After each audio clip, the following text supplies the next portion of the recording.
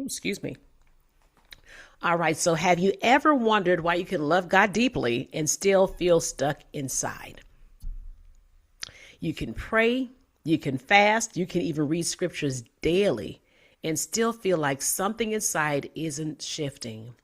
And if we're honest, that can feel very confusing because, somewhere along the way, many of us were taught that once we surrender to God, they're like, when you surrender to God, everything's going to fall in place. It's going to be perfect.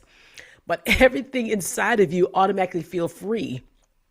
But listen, what if loving God and feeling stuck are not options? What if the stuckness isn't rebellion, but protection? Today, I want to talk about why you can genuinely love the Father and still feel trapped in old emotional patterns. Yes, old emotional patterns. And I want to say this gently, you're not failing. You're not failing at all. You may just be unintegrated. And what I mean by that is this: many believers have experienced spiritual transformation, but no one ever taught them how healing unfolds emotionally and physically. So they love God. They believe scriptures. I believe scriptures. But parts of their inner world are still operating from patterns that formed long before they encountered the Father.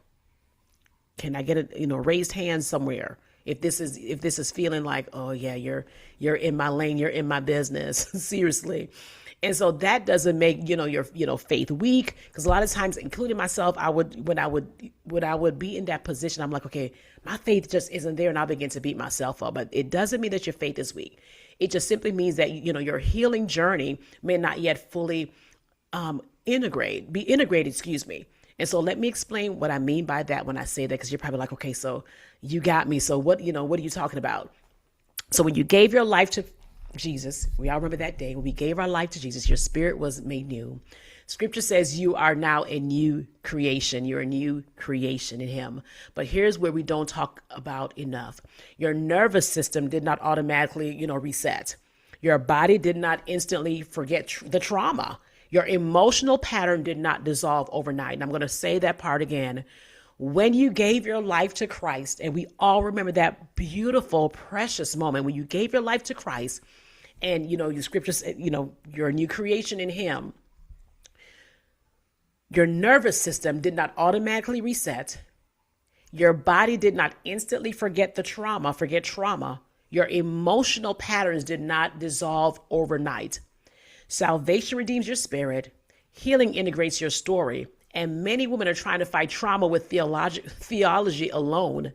They are quoting truth while their body is still in survival mode. And listen, that is okay. Let me just say that. They are declaring freedom while their nervous system is still bracing for danger. And then they feel ashamed because they think, okay, if I really trusted the Father, I wouldn't, react this way. And like I said, I am very guilty of that. I'm like, okay, do I really trust the Lord?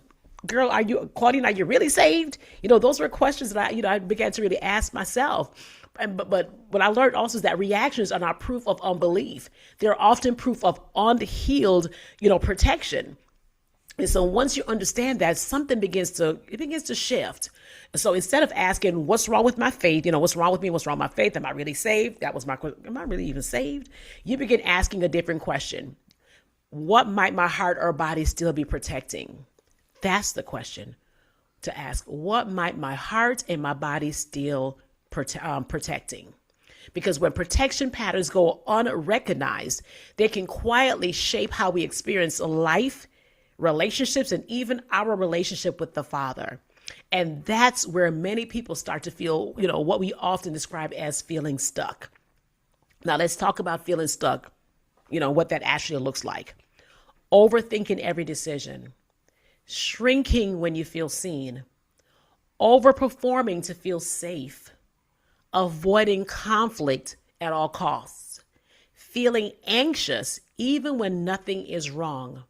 Those patterns didn't form because you don't love the Father. They formed because at some point in your life, your system learned, this is how I feel safe. And the body remembers what your mind tries to override. I don't know if you heard me say before, your body remembers what your mind tries to override. So you can believe truth and still brace internally. You can worship passionately, but you still freeze intimately you still freeze when intimacy feels too close. This is not spiritual wickedness at all. I just want to say this to you. This is not spiritual wickedness. It is unaddressed survival. And survival isn't sinful. It just means something once overwhelmed you. That's what it means. It just means something once overwhelmed you.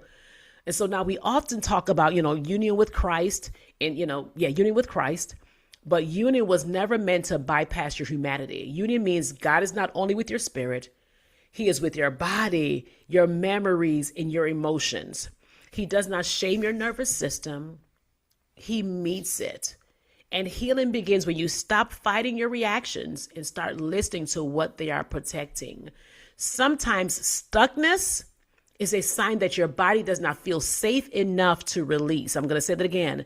Stuckness is a sign that your body does not feel safe enough to release. And safety is not the opposite of faith. Safety is not the opposite of faith. Safety is the soil when surrender grows. And so let me just be clear. I'm going to pause for a moment. Let me be very clear. Being stuck does not mean you are spiritually immature, okay? It doesn't mean you're spiritually immature. It may mean you have been spiritually informed, but emotionally unsupported. And if no one ever taught you how to process grief, betrayal, rejection, or even trauma, your body did what it had to do. That's it. And so the goal is not to shame your protection. The goal is to gently update it because you are no longer in that place. And your body needs to experience that, not just hear it, but to really experience it.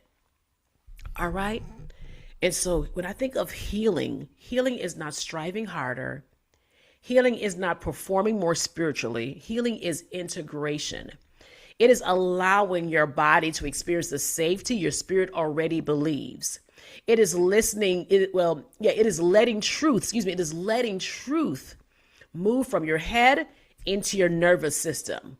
It is inviting the Father into the place you once braced, alone. And that takes intention. That takes guidance. That takes space. And so I just want you to just take a big, deep breath. I know that was kind of a lot that I gave you. I just want you to take a good, big, deep breath. I want to just say this. If you love God and you still feel stuck, you're not broken at all. And if you're ready, for deeper integration, I would love to just invite you, or if this message resonates with you, just invite you to the She Rises Identity Intensive. The applications are open right now. And I'm just grateful to just be in this place with some beautiful women as we walk this, this healing journey. And let me just also say this, not everyone is accepted, but if this message feels aligned, I want to invite you to apply and we'll move forward together. All right. And I want to also just say to you that you are not behind. You're just integrating. All right. So that is my time. And this is week 2 for the month of March. And I just want to say, just be encouraged and be encouraged, be blessed as we move forward in this healing journey, and just receive all that Abba has for you, because He wants you, all of you, whole. And I want to also remind you that you are fully loved. You are fully seen in Him. All right. So that is my time. I love you, and I'll see you next week.